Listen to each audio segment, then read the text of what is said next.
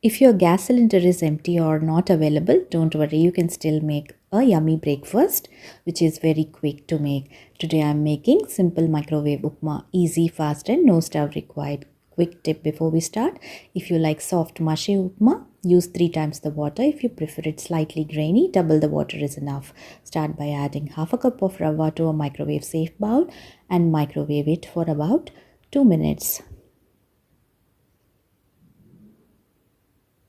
After the first minute, give it a nice stir to lightly roast it.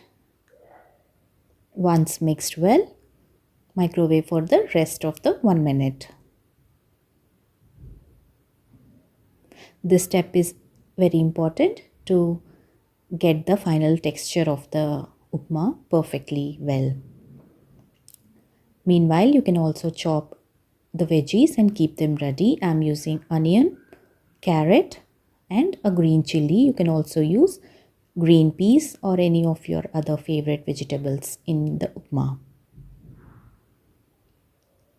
So now take another bowl, microwave safe bowl, add oil, mustard seeds, cumin seeds, chopped onions. Microwave this for 1 minute so that the onions turn translucent. Now add the vegetables along with green chilli and curry leaves. Add salt. Mix it well and add the roasted rava. Here comes the water part. As I said earlier, you can add triple the amount of water for a soft upma, or if you want grainy texture, double the amount of water is needed.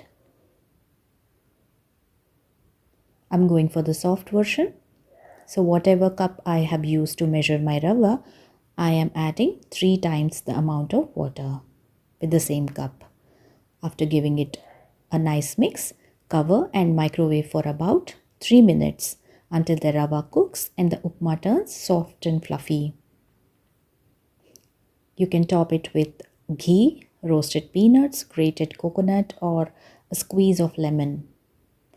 I'm having it with pickle.